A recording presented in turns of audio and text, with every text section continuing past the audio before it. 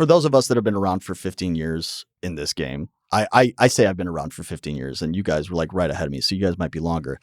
Yeah, we've seen NDPs come and go.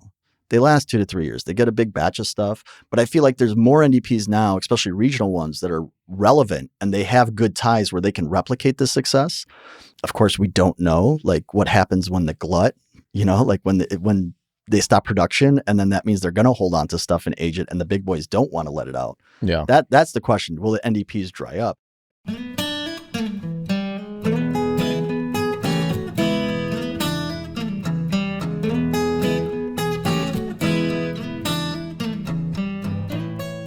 Hey everybody, welcome back to another episode of Bourbon Pursuit, the official podcast of bourbon. I'm Kenny Coleman. Still officially Ryan Cecil. And this episode is going to be fun. Not only do we have a great guest that we've had on the show plenty of times before, but this is going to be one where it's going to take a few different angles and talking about maybe things have jumped the shark, maybe prices are out of whack, maybe what we have tried to figure out is NDPs are doing something right in the world and maybe we're just crawling a little bit off the big guys and they're scrambling a little bit. It's going to go in a lot of different directions, I feel. Well, that's anytime Matt shows up, it goes in a lot of different directions, which I find much more enjoyable. Yes. Yeah. So it'll be fun. But without further ado, let's go ahead and introduce him and bring him on the show. So today we have Matt the Colonel Kusek. He's now a official inductee to the Colonels of Kentucky. He's also the co-host of the Swoosh Life podcast, but you can also find him on Instagram of Matt Kusek. So welcome back to the show. Good to see you, buddy. Thanks for having me, guys. The funny thing is the first couple of years that I was like pitching, I'm like, hey, I want to be on the round table. I keep trying to get on the round table. Kenny's like, no, you can have your own episode. You can be on the Weekend Bourbon, but yeah. you can't take be on my the round table spot next month. There we go. Yeah. Well, I think it's mostly because if I get into the hot take territory, I get a little too loose, but yeah. But overall, guys, it's amazing to be in the studio in your basement in downtown Louisville. It's wild. Thank you. And being in the bourbon world and visiting Kentucky for the last 15 years, it's amazing to see how downtown's built up. And you guys are doing the damn thing right now. You guys are doing it. Like, you're producing whiskey. You got a spot down here. Obviously, official podcast of bourbon. I'd say I'm proud of you, but I don't know. That's you don't. Yeah, nice. don't church us up too much. When you put it that way, we are doing the damn thing. You are. He's doing the damn thing, guys. And that's the stuff that people like dream about. And I think it's awesome. And it's funny because then when it was like my turn for the episode, it was like, okay, I always said that sneakers were 20 years ahead. We should also preface that your last podcast you came on, we had talked about the correlations and the similarities between the sneaker life, which people go out and they are camping out, they're buying, there's secondary markets, there's all kinds of things. It was a great episode. So before you listen to that, I'd say go up and listen to that previous episode with Matt, because there was a lot of great parallels between these two worlds. That episode. Yeah, episode 458, but number one in your hearts. But evidently, like, that episode earned me a return spot, and now it's just like, let me talk. Yeah, so I think in general, like, it's just you're still not getting on the round table. I'm kidding. Got to dangle the carrot. You guys got to give me a goal. Right. I love it. Absolutely. So where did you guys want to start? Are we starting? I can give you a recap of what's happened in the last 2 years in the sneaker game. Well, I'd say we got to start because you have a Baja Blast in front of you. We should figure out, is there any bourbon that actually pairs well with a Baja Blast? Actually, I would say not really. Not really? Okay. Not really. Because, the thing about Baja Blast is the artificial citrus, like, you're drinking something weird, right? What actually goes well is rye whiskey. I was going to say that. Me and Ryan have been on the rye kick the last few years, and I don't know if it's my palate changing or have ryes gone great. That's another hot take that I've had, is that ryes had a much better 25, I think, than bourbons did. Yeah. So there's this cocktail creator on Instagram. I think her name's Nikki Sips. She does a great job, but she had a cocktail called the Baja Blast, and she was using like blue curacao, passion fruit. It's either passion fruit or dragon fruit syrup, and simple syrup. But she made it with vodka, and I was like, I wonder if that'd be good with rye whiskey. And I made it, and I was like, by God, it is good. And so it has like, and you top it off with like a Sprite or something, a citrus soda. I thought you were going to say like a soft shell taco or something. Well, you know what I was thinking? I was thinking about, you remember the Incredible Hulk? that cocktail drink. The Hennessy and Hennessy and Hypnotic. Hennessy and Hypnotic, yeah. I'm surprised Heaven Hill never pushed for like a rye version of that, like instead of their cognac, you make something like that, because that would probably get you to that green color that you need. I forgot Hypnotic even exists these days. Oh yeah, do they still own it? But yeah, very much so. But my cousin, he drinks, he'll drink bourbon and Mountain Dew. He calls them Dirty Dews. That's Dirty Dews. I was at the Christmas with him on Sunday, and he was. Sorry, I know we're supposed to be time insensitive, but anyway, I was with him and he was drinking a Dirty Dew. The funny thing is that's my favorite fact to give everybody, because we all know that Mountain Dew was created to drink with whiskey or moonshine. Wild turkey, right? Right? That's what it is. All right. Well, David Jennings got to you too. The propaganda machine, probably. Well, let's go ahead. Let's kind of take this in some of the first direction here, because me and you were talking over a text message, and you were just firing stuff off, and I was like, save it for the podcast, Matt. Like let's start talking about this. And I think one of the things that I thought was really interesting. We'll talk about collectibles and sort of what is collectible, but you had kind of brought up a really kind of interesting thought where the days of LTOs from a major producer are getting stale, in your opinion. 2025, if we look back at that particular year, what really stood out when you look at stuff that's either coming from the big boys at Heaven Hill, Four Roses, antique collection, stuff like that. Antique collection is always going to have people chasing after it. We did not get a chance to sample the antique collection for the first time ever in 5-6 years. Yeah, they did not send it to us.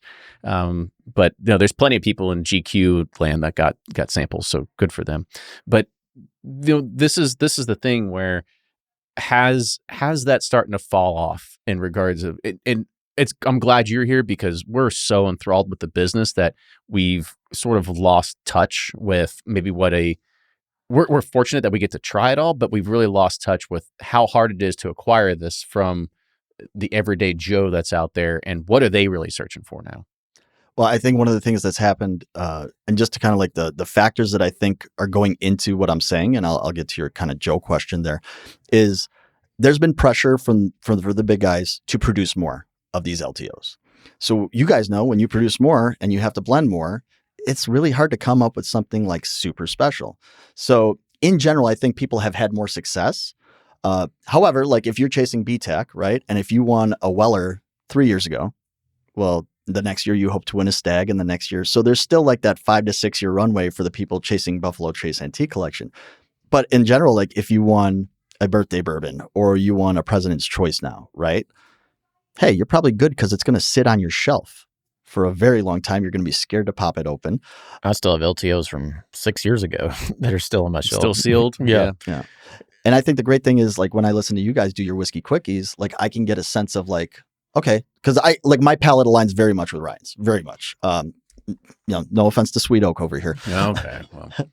But people have found them, they've tried them, and some people say they're good, but were they worth standing in line overnight, or were they worth paying secondary for? And that's where a lot of the NDPs now have showed up at kind of LTO plus pricing, right? So I think you guys just announced, I'm not going to say who it was. It was a distillery out of Texas was selling an 8-year-old for $150, right? A 6-year-old. A 6-year-old for $150. Okay. We're not going to name names, right? And I don't know if it's good or not. Maybe it's great. Maybe it is worth it, right? But if I see that for $150, or I know that my local store went to an NDP and picked a 12-year-old Barton at 125 proof for $120, which one are you going to pick? I mean, if I look at that just from the stats alone, you're probably going to go with the Barton. Me personally, I would probably go with the 6-year from Texas, but just well, that's because you've had a chance to try it. Well, I've had a chance to try it, but I've also had, and this is a great conversation, because I'm always like, we'll go and pick a barrel from 1792 full proof, and it's like $50 or $60, and then but this NDP can get it, and I know they have to charge what they charge because I know they're paying more for the barrels, this and that. But I'm like, is it really that much greater than the 1792 foolproof picks that we're doing? And I don't know. That's where always the question I'm asking myself as a consumer. All right. First off, I have to say, shout out to Ella Langley, because you were choosing Texas. God, I love that song. But the thing is, like, for the nerds like ourselves, right? Like, we've had the 1792 full proof. So we've had it at $60.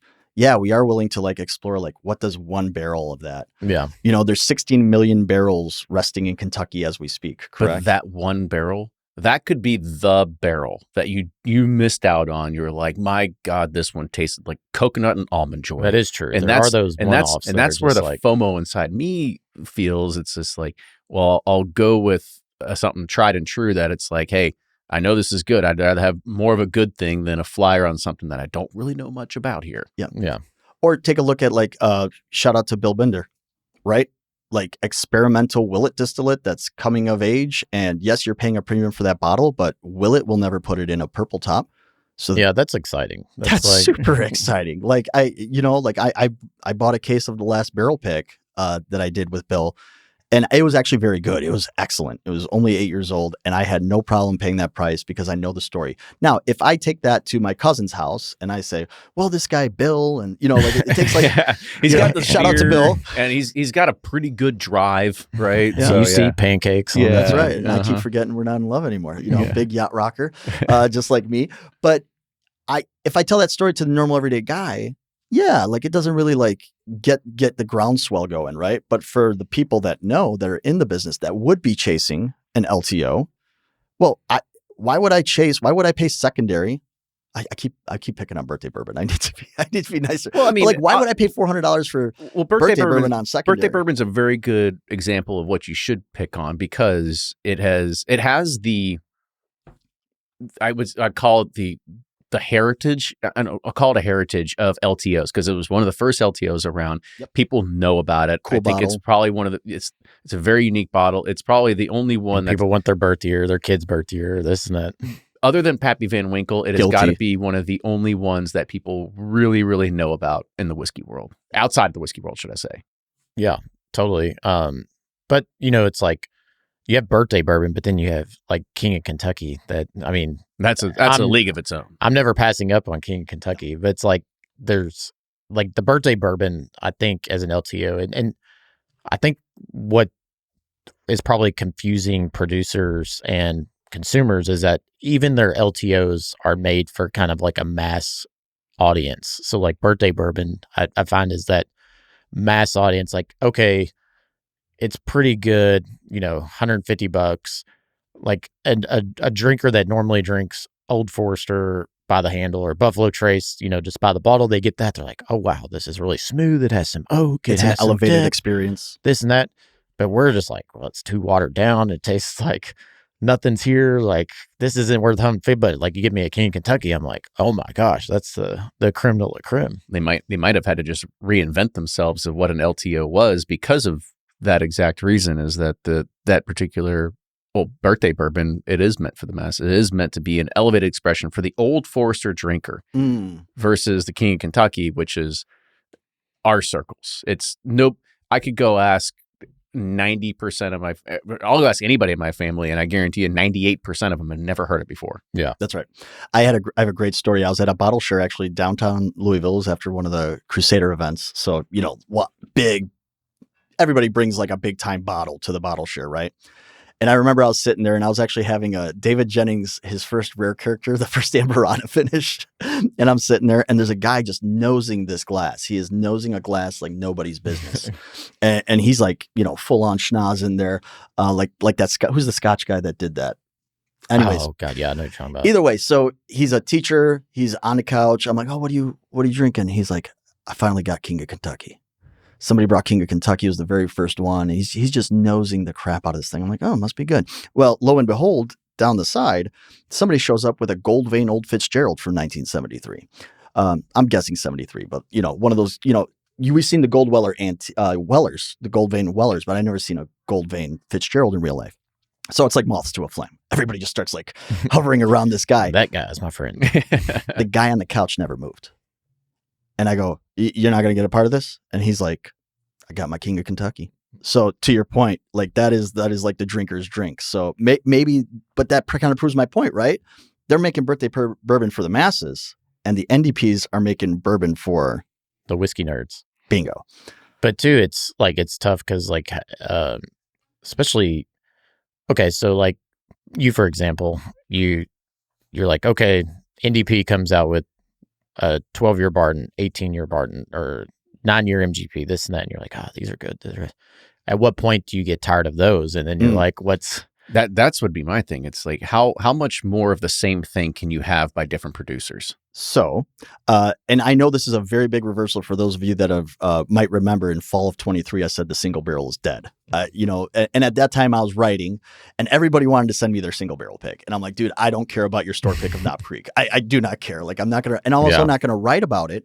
And this is another hot take. You should also talk about who you write for, and what if people want to find out more about you. The website's down. Oh, okay. Well, never mind. Oh, that was the malt review That's one, right? right? That's right. Yeah, sorry. I've had offers since then to write again, but I've had more enjoyment as a creator without any like strings attached or having to write 1,000 words about something that I find mid. But sorry, back to to pay off the guardrails there. Yeah, exactly. But the thing is the NDP reputable?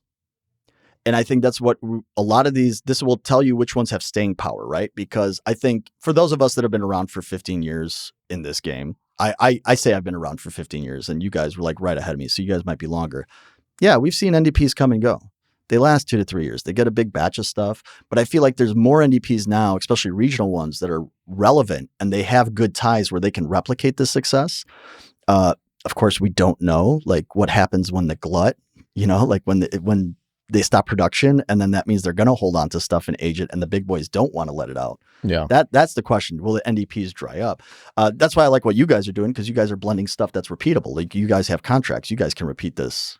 You guys can repeat. Yeah, that there's no rye doubt all that day. probably the next 5 to 6 years is going to be one of the best times to purchase from an NDP, because they are going to have a library of whiskeys available to them that's never existed probably since the late, like say 2005, say like the early 2000s to like 2015. I mean, there was a ton of great whiskey. Willitt made a huge name for himself. Old Scout, OKI, Boone County had a run, you name it. But that all dried up from starting in say 2018, 2019 to 2023, 24. You really didn't start seeing like really interesting stuff come back till 2024. Correct. Yeah. And so it's like you're going to have like a 5 to 6 year run, but it's like, all right, what do you do after that? Yeah, exactly. And that's what happens. Like people always ask me all the time, they're like, well, if so-and-so had 18-year-old stuff that was so good, why would they sell it out on the open market? And the truth is, one, they might need to make room. 2, they might not have a label that supports it, right? Like if you are 1792, what are you going to do with 19-year-old distillate? You'd have to create a whole new product line. You'd have to go and train salespeople. You've got to make new bottles. There's a lot of things that go in with it. Now, don't be wrong. They'll probably make more money by putting it into a bottle. But if you need cash now, sell it right now, right? I mean, we all know, at least on this side of the table, anytime you have an idea, you're at minimum 6 months until you get something out the door, most likely like a year. Yeah. Yeah, I would argue at the prices they're getting, especially for those high age barrels that are 10 plus, that it might be more cost effective for them to sell it than to actually bottle it, have the distributor take their margin, retailer take their margin, and like you said, train their sales force, all that type stuff, come out with new marketing, create a whole new website for it, all these different products. And so it might be more cost effective.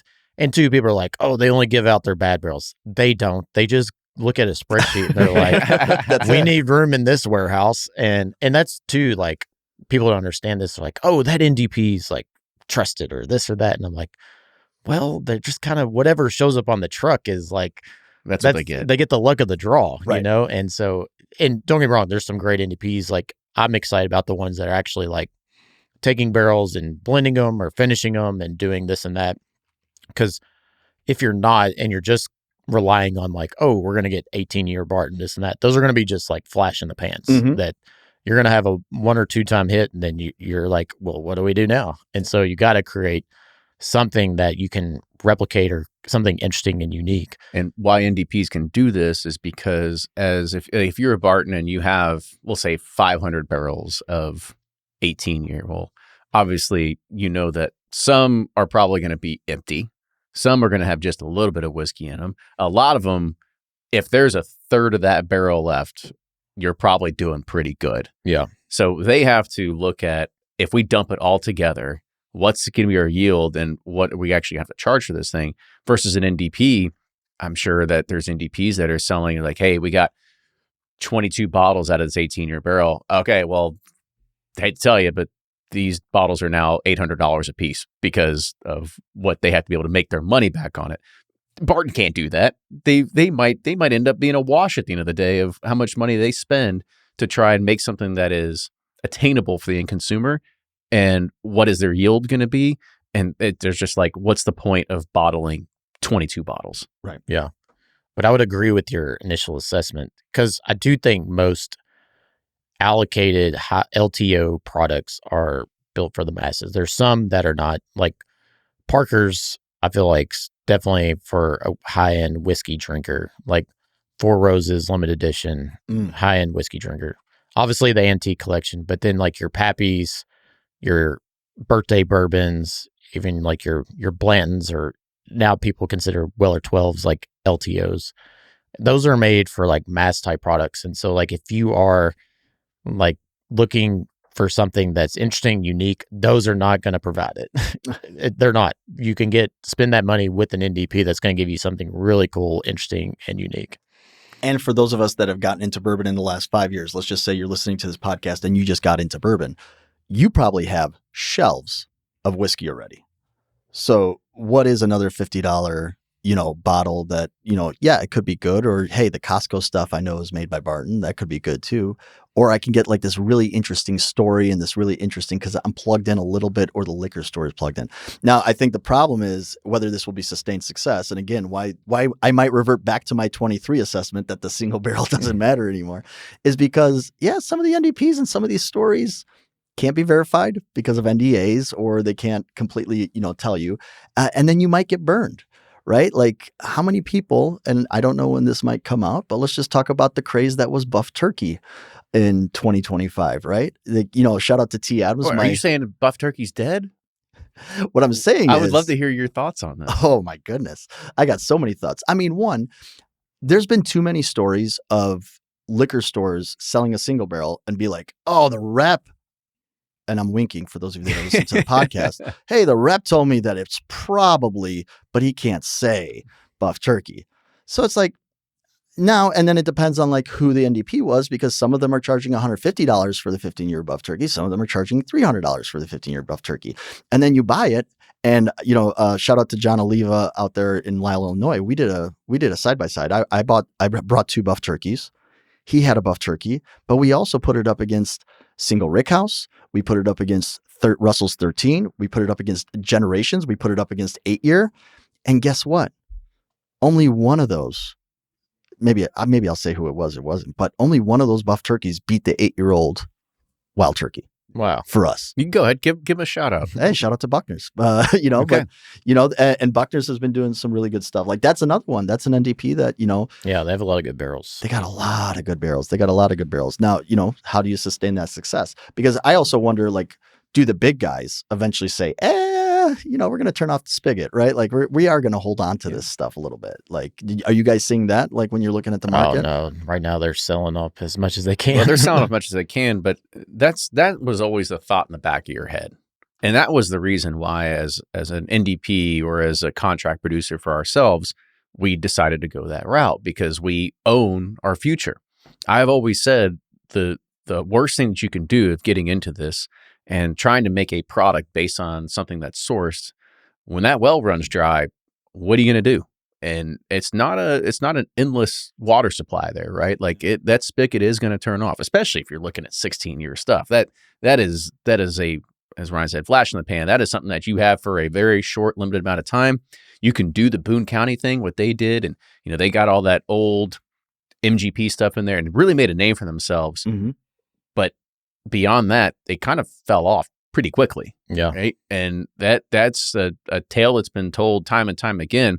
So if you go and you try to make a name for yourself based on this very high age, very rare, very thing that you can't get anymore, well, what happens when you can't get it, right? And so it's like you've got to have something else in your back pocket. And I didn't want to have our brand have that be a cornerstone of who we are.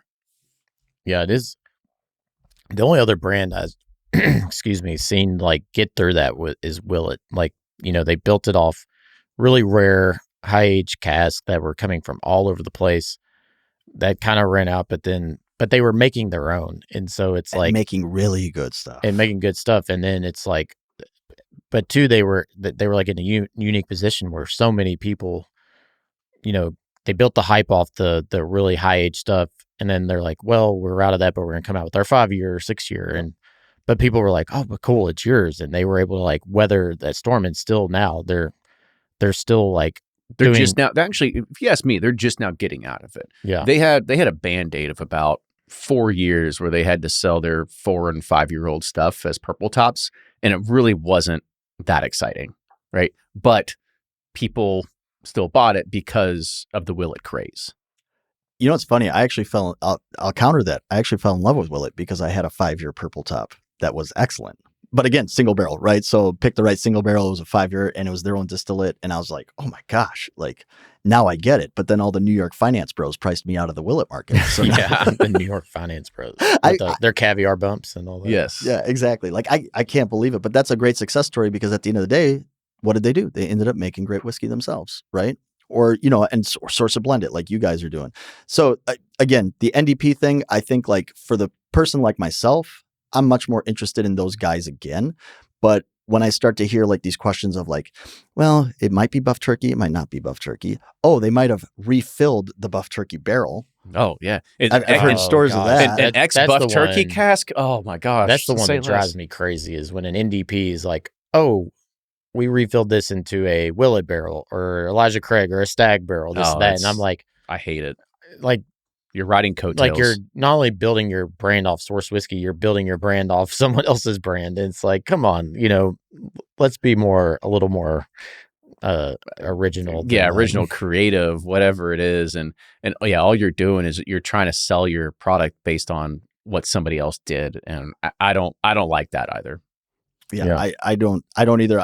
I saw who you're talking about with the Stag. When I saw that, I was just like, at first, the tater in me. Yeah, the tater in me went, well, there's a few ounces of Stag left in that barrel. It's got to be good. I mean, I like double oak stuff, so like, hey, why not? Why not see what a Stag barrel does? But then I was like, gosh, that's a really hard business to like replicate. Yeah. And how many times are they reusing that barrel? Because there's no rules on like how many times. So it's like, okay, so you refilled the buff turkey barrel or the Stag barrel or whatever, X amount of times, 20 amount of times. What are you really getting out of it? Yeah. But again, depends on the price that they're charging, right? Like, hey, I'll experiment for $50-$60, but anything above that, like I want a really good story. And, some of them are getting close back to that like $10 a year.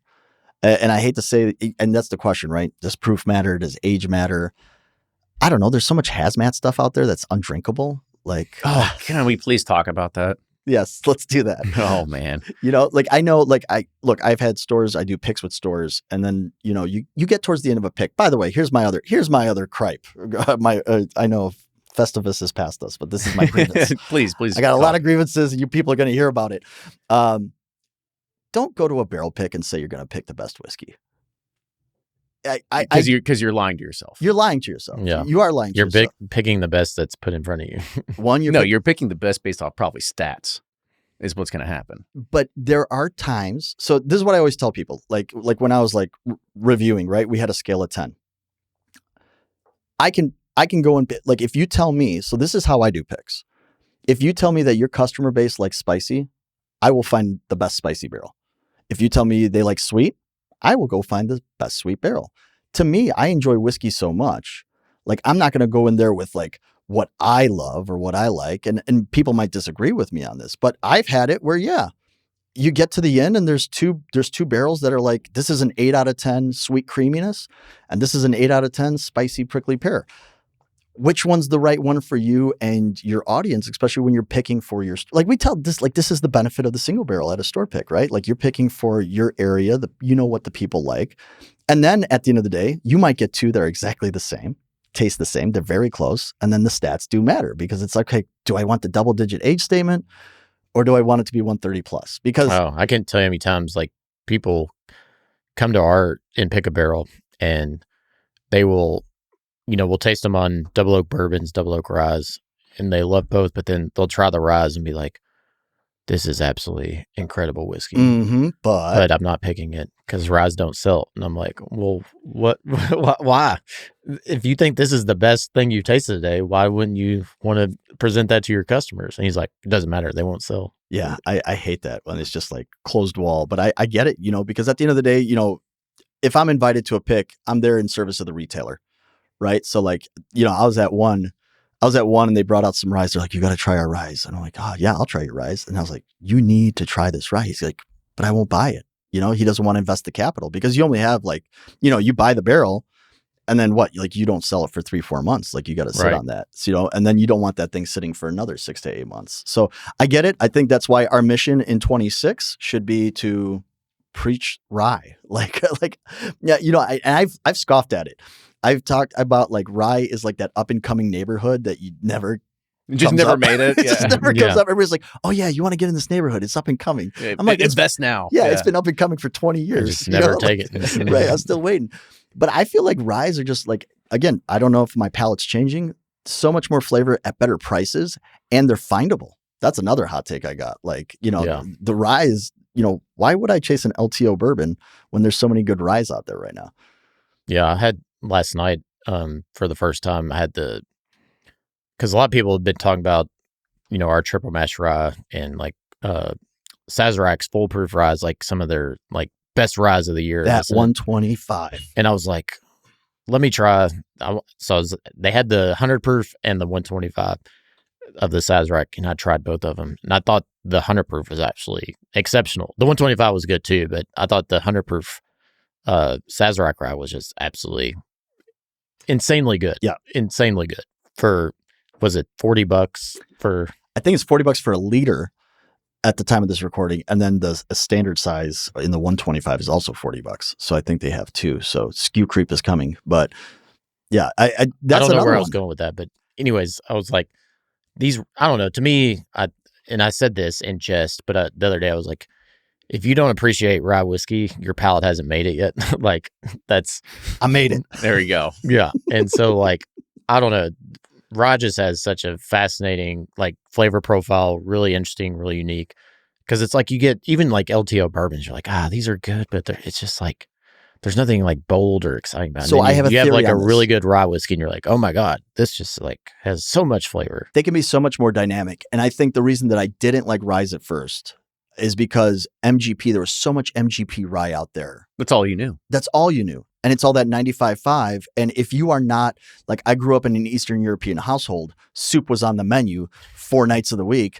I'm sorry, I am dilled and parsleyed out. I cannot take any more vegetal. I could identify those notes. Yeah. Doesn't mean I want them. You know what I mean? And then like you go to somebody that's doing like, quote unquote Kentucky style or Pennsylvania style ryes, where it's just like a barley rye. And then it's so much more dynamic, but it has to be labeled a rye. It can't be labeled a bourbon. Right. So this is my question to you guys. I think another thing that might have been a disservice is, do you think like people go on tours and every tour guide goes, all right, it's got to be 51% Corn. Yeah. and that's where the sweetness comes from. And then the rest of the spiciness comes from the rye.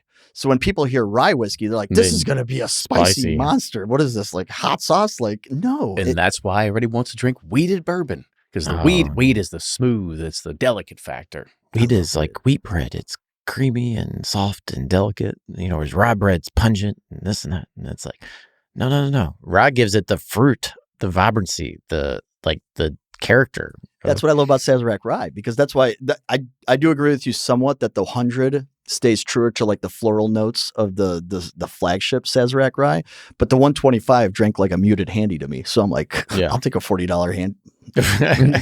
Pause. We know what you mean. Stop. All right. Sorry about that. That's idioms in this world. Go. So what other hot takes you got? Well, I mean, to kind of keep talking about the one of I got one more. Well, I mean, I think that there's still a little bit to hit on there of is the LTO really starting to diminish because of the middle ground? And you had mentioned that middle ground is really starting to be eaten up by the NDPs and the other craft distillers that probably now have really good whiskey that are coming out at a relatively good age, between 6 to 8 years old. And it's really creating something that, I don't know, do I need another bottle of Stag Junior? Do I need another bottle of Vigo Rare 10? am I really chasing after yet another? I'm trying to figure out somebody else to pick on besides Buffalo Trace over here. Elijah Craig Barrel Proof? Yeah, Elijah Craig Barrel Proof. Like, because those are, I want to say a dime a dozen because everybody's still chasing after them, but they're pretty available. And at this point, once you've had it, you're kind of like, okay, well, what's next? So are we going to continue seeing that middle ground being swallowed up, or maybe even more competitive by NDPs or by smaller craft distillers that have really good products? So that I'm not going to say we're going to be below 40, but that $40 to $80 range is going to be that mark that is going to have just way more action of choices than anywhere else before. It's interesting to me because I had this experience. I was at the liquor store and I walk into the aisle and there's a guy talking to the store manager, and the store manager sees me. He's like, "Oh, talk to this guy," because he knows you. Yeah, he knows me. I'll just talk. But guy was looking. I don't know if this was the guy's game plan, but he goes, "Hey, I'm looking for a special bottle. Do you have anything in the back?" So he asked you. You're like, so yeah, manager, I don't work here. Yeah. So the manager's like, "I got nothing in the back. This is the guy if you need something special." So it's for his father-in-law. He's actually a Scotch drinker, yada, yada, right? So I'm like, hey, there's actually, so my store carries a J. Henry Bellefontaine, which is their cognac cask finish. So I'm like, listen, if you're a Scotch drinker, I don't know that I want to give you a straight bourbon, right? Which I also don't know why you would be asking for something from the back, like hoping for Bllandens or something for a Scotch drinker. For a Scotch drinker. Yeah. Right, exactly. So he's like, oh, that could be good. I had to tell the whole Wisconsin story and all that stuff. But then I turn around and there's a barrel pick of Elijah Craig 9-year for $80. And right next to it is B525 Elijah Craig Barrel Proof. And I know they're producing more than ever. And that's only $65. And he paused. He ended up with the $65 Elijah Craig, but he almost felt like it wasn't expensive enough. Like it wasn't nice enough. So we've talked about that, right? Like the pricing, the mentality, but I don't know where I'm going with that either, but it's interesting. Like, do they need to charge more? Would you charge more for Elijah Craig Barrel Proof to make it more exclusive? Do you think that would help shine it up? I don't think they should. I think that they're in a position where they have to sell as much as possible, and the only way you can do it is by having a race to the bottom. And that's the hardest part about this industry, is that there is a race to the bottom. There is not a race to like how we can premiumize things. I think the only people that have, or one of the only few brands that have figured out how to premium a very accessible commodity is Rare Character. Like Rare Character has been able to take 9-year MGP, put it into a Brook Hill bottle, charge $180, and people are okay with it. I'm not going to say the whiskey's bad. It's good, but it's a commodity, and everybody has access to something like that. But with Rare Character, you're buying Pablo and Chad. You're buying status. That's what you're buying. Yep. You're buying the Pablo. Pablo's awesome. You're buying the caviar bumps, like the wax. You're buying this, like they've almost taken over the Willitt, status of. Yes. Sorry, I didn't mean to interrupt you. I was always saying is that they have found the market where people that wanted to get into Willitt are too late to get into it, or have been priced out of it, and they go, "What's next?" Oh, it's Rare Character, and so they have their own sort of fan, and there's nothing wrong with it, right? They've done an amazing job in what they've done with their branding, their packaging, and the whiskey's good to back it up.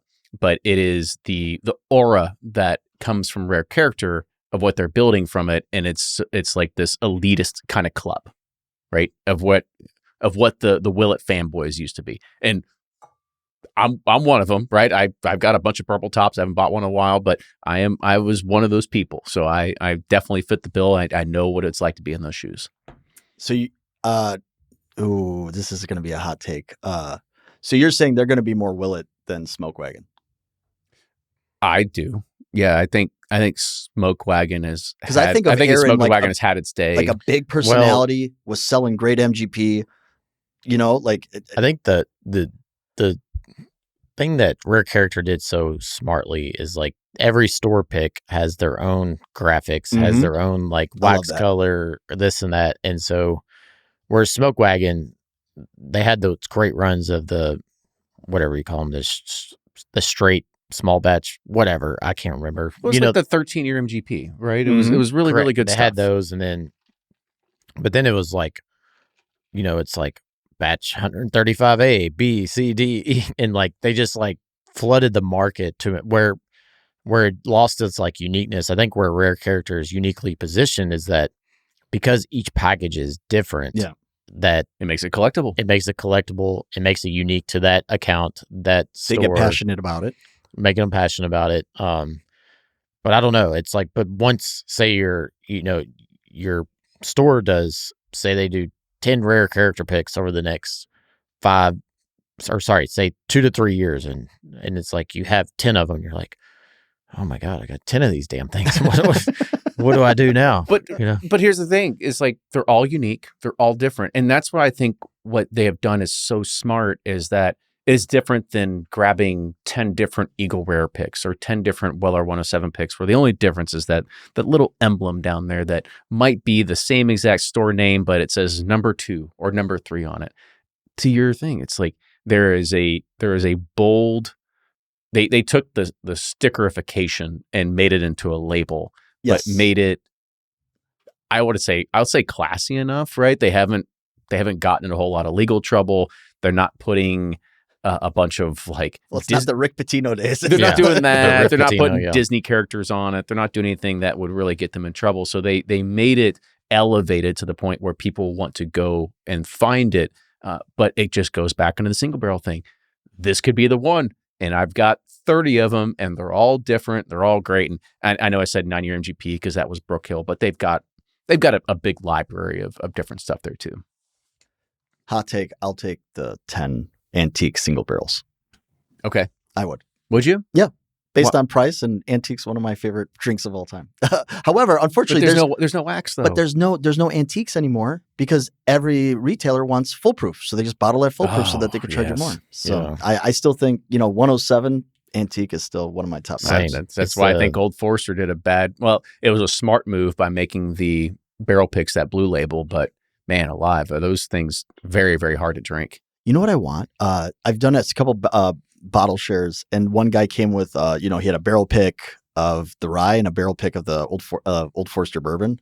You mix them 4 grains. Like you know me and the 4 grains. I'm telling you, like again, but that's where I like the story of a 4 grain, because you don't have to say it's a rye, you don't have to say it's a bourbon, you just say it's a 4 grain or whatever. Well, I know it's got to sit in one part of the aisle or not, but I think you get the benefit of the rye, the explosion of the rye, and you get the creamy sweetness of the bourbon. So I would like more 4 grains in my life, please. So if you guys can make that happen. We can. Because I was arguing. That's what you're drinking right now. That's what you're drinking.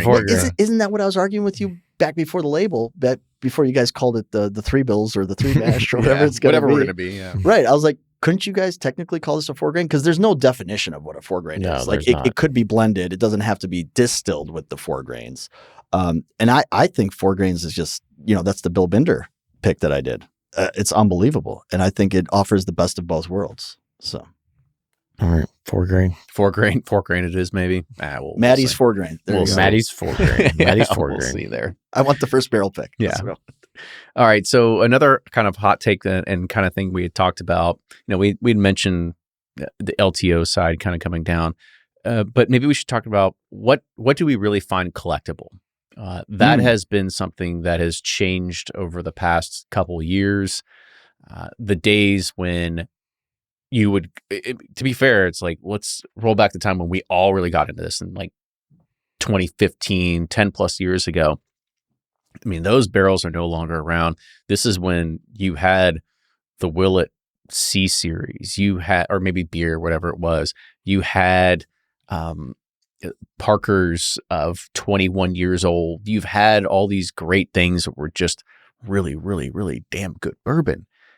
Today, if you're going to try to be somebody that's in this world and you're just going like, hey, I love this bourbon, I love this whiskey, I want to build my collection up because I see the broader landscape of what's going to be, but ultimately, like, what's collectible? Like, if I get this year's Bombergers, is that collectible? Is that something that, in 5 years from now, is anybody going to care about the 2025 Bombergers? PFG is pretty good. Very good. Yeah. It is very good. But I think that's also what happens is when they start making more of it, because it gets popular, it devalues what you had from 5 years ago. And what you had 5 years ago might have been like a great vintage. But in the end, like it all gets lost to the dark corners of time. Shout out to shout out to anybody who ever played Destiny on the video games. But like that's what happens is like, unfortunately, the big corporations and any company will say, "Hey, this is successful. Let's make more of it." And as they make more of it, it gets less valuable. And we see that in the sneaker market all the time. Is like there's a very rare colorway from 5-10 years ago, and then all of a sudden they bring it back. And it diminishes it a little bit, but then people get a chance to like experience it. Now, the good thing about like a set of shoes, if I make black and yellow Wu-Tang Air Force Ones, Wu-Tang forever. that's right. They're still, and maybe like the label changed a little bit and maybe it's a little different and people will like nitpick it, but it's not going to drink different, right? Like, and that's the other thing is like, so I think unfortunately, I don't think any bourbon's collectible anymore. Wow. Except for Pappy. That's a hard Except for Pappy. take. I think Pappy's the only one. So you don't think Because there's of the anything status today? or shelf trophy or Look, Pappy, I'm secondary always going market to value? give Pappy its flowers.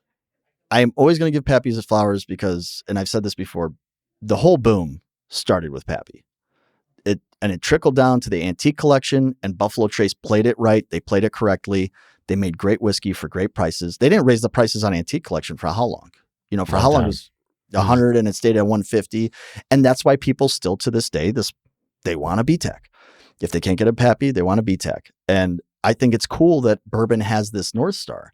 And when Anthony Bourdain says, I want a Pappy tattoo, or that if God made bourbon, that it's Pappy, and it sets off everybody watching, No Parts, or was it No Parts Unknown or Parts Unknown? Shout out yeah. to, man, I love the Anthony Bourdain. I'm I so love sorry I that was late to show. the party on him. Yeah, Yeah, it like, was a great show.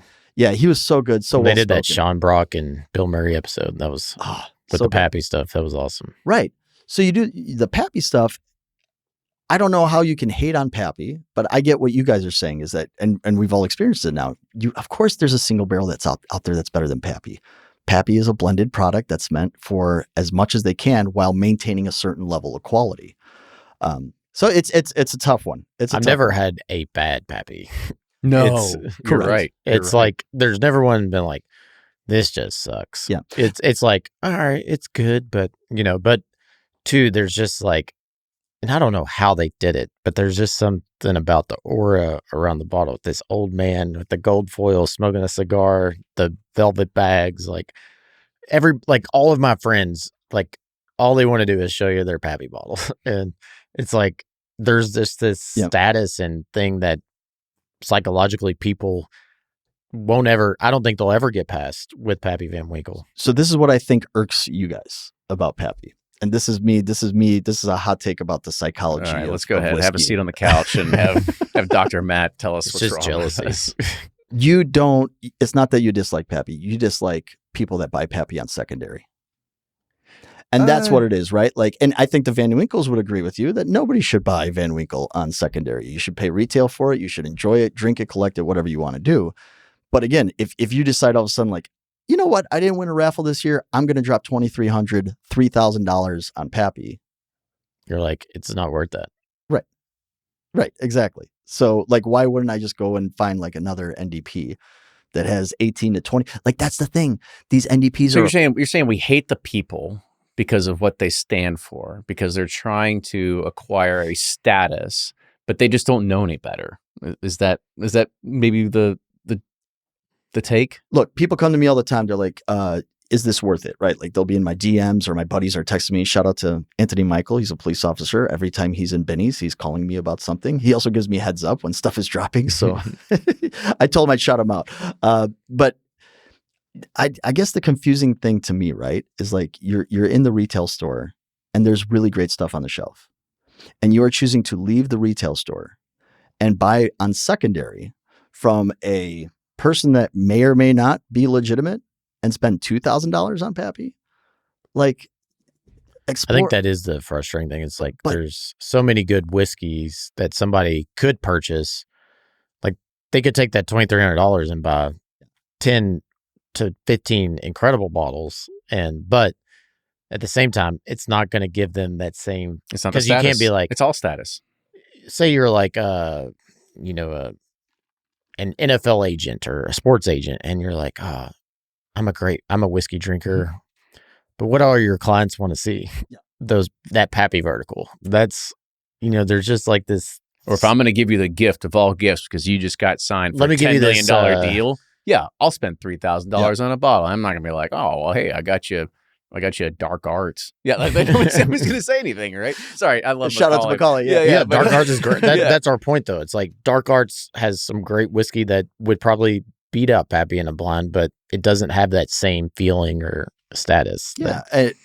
But Pappy built it. Macaulay's building his, right? Like, like that's the thing. Like, you got to give credit where it was due. But to circle back and close out my thought, because I kind of got lost a little bit. So thanks for saving me, guys. But the NDPs have age statements that are approaching Pappy levels now, right? If you have 18-year-old stuff, right? And some of these folks have gotten the buff turkey, and they didn't sell off the 15-year-old buff turkey. They've held it now, and now it's 16-year-old buff turkey. So like, what does 18-year-old buff turkey go for in a couple of years? Do you guys like the buff turkeys? I've had some really good ones, and I've had some very mediocre ones. Like I've had, I mean, the ones that have been good have been, this is truly, but I've had more mediocre ones than I've had really good ones. So here's my question. What do you have more distaste for? Somebody who spends $3,000 on Pappy or somebody who spends $400 on a buff turkey? I'll probably say the buff turkey. Buff turkey. Because at least with the Van Winkle, it's a story, and absolutely everybody that you would bring over to have a drink from that bottle will remember that moment. They will understand it. They know what they're drinking. Yeah. Versus, let me tell you about this one time that Buffalo Trace had to contract out turkey stuff. And they're like, what the fuck does that mean? That's like, so I'll let you guys name this. This is what I call my Pappy accident. So my very first bottle of Pappy, it's a 20-year-old, and it's like a third full, and it starts to oxidize, right? Like, it's just over time it started to oxidize. So my buddy starts pouring Weller 12 into the bottle. And I'm like, what are you doing? Like, stop. I go, at least let's make it poor man's Pappy. But so we poured full proof in because we didn't have any antique, because nobody's making antiques anymore. Everybody's selling 114s. And they're unnecessarily 114, by the way. 100%. I agree. The antiques are way better at 107. So I now have a bottle that's like 1/3 oxidized 20-year-old. It's 1/3 Weller 12, and it's 1/3 Weller full proof. Now that's a unicorn. Yeah. So what is it? Yeah. I call it the Pappy accident because I accidentally left it and oxidized it. Or is there a cooler name for it? Pappy X. I like it. Or is it Pappy Van Weller? You can be whatever you want at this point. It's all the same shit, just repackaged and rebranded. It's the same 10 different ways. It comes off the still the same.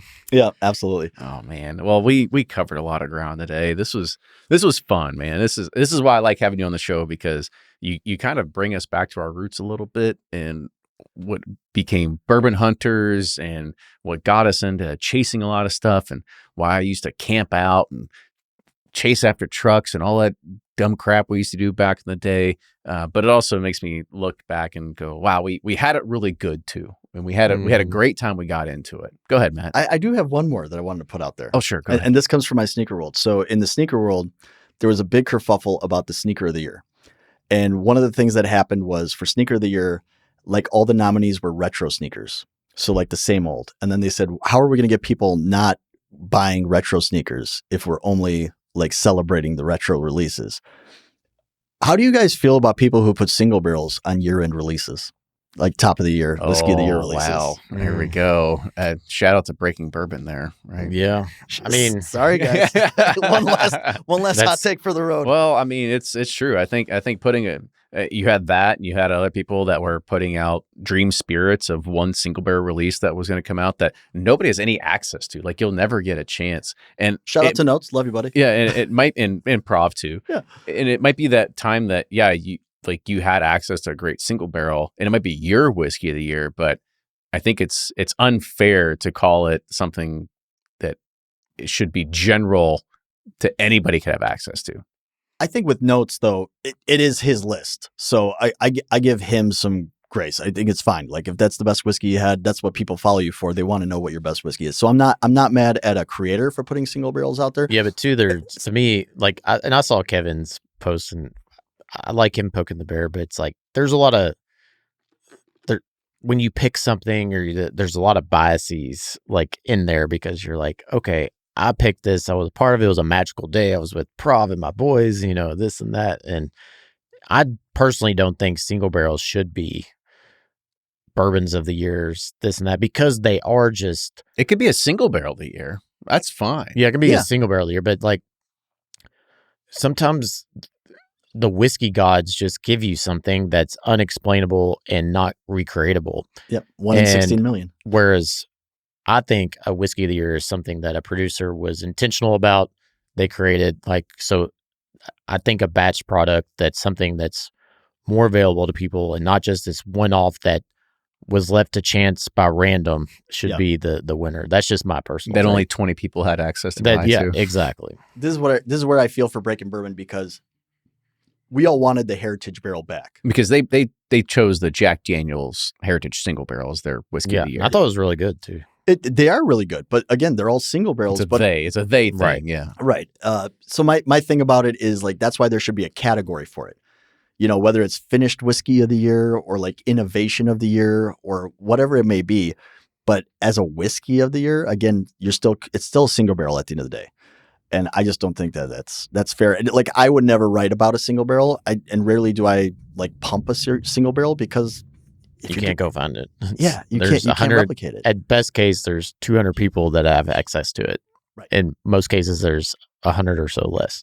So I guess in the second part of that question, what is the minimum amount of bottles that should be if the floor for whiskey of the year? Hey, here's my short barrel. My short barrel's whiskey of the year. There's only 12 of them left in here. Yeah.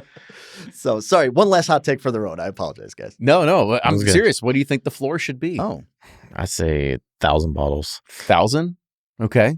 What about you, Matt? I'm gonna preach ignorant or plead ignorance here, because I honestly don't know. Like, I don't live in your like distributor world, so like I don't know how many bottles of Pappy get out there. I don't know how many bottles of BTEC get out there. So that's a super interesting question. Yeah, what is the minimum that a release has to be? Like, is it a 4-barrel blend?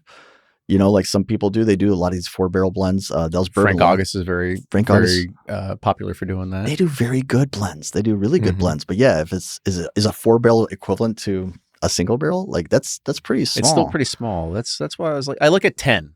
I look at 10 because 10, only because we're on the inside, we know that 10 will fill up about a 550-gallon tank. Okay. And it'll fill about 2,000 bottles. So that's the producer side of things. That's I can kind of see like where the square blocks fit in the holes there. Yeah.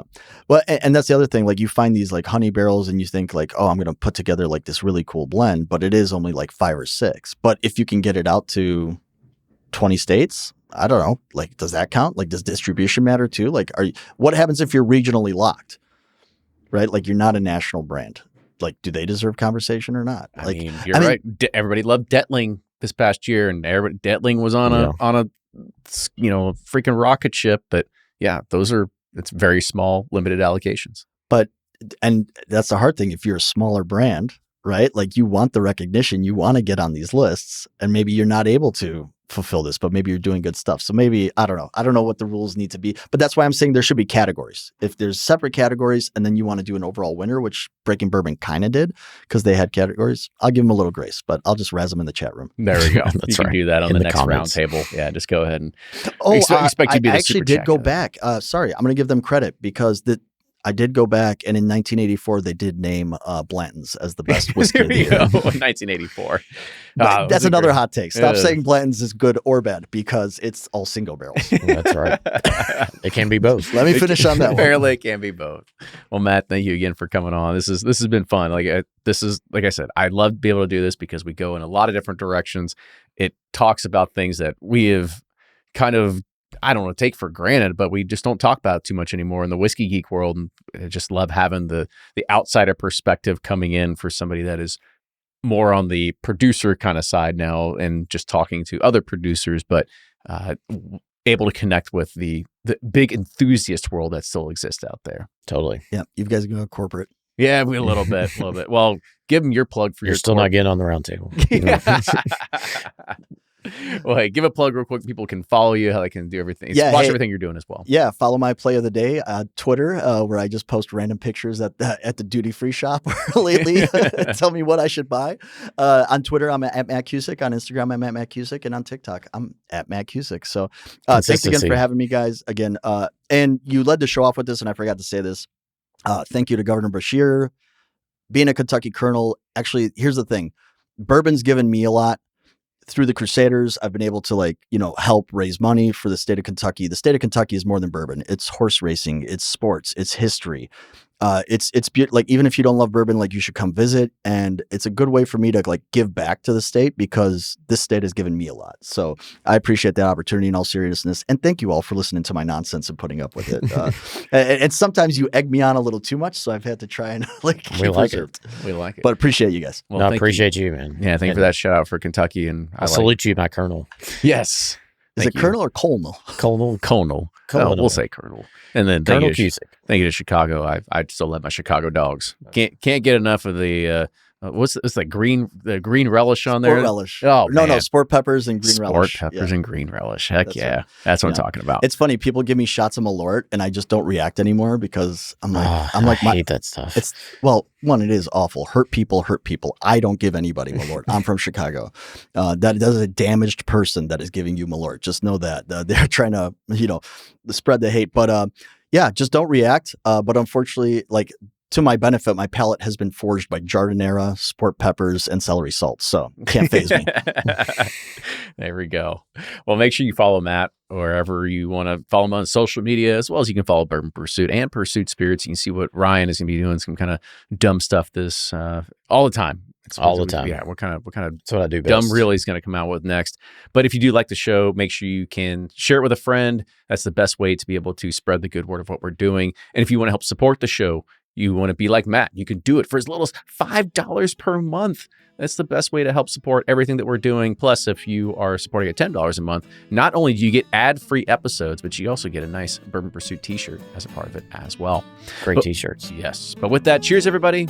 We'll see you next time. Toodles.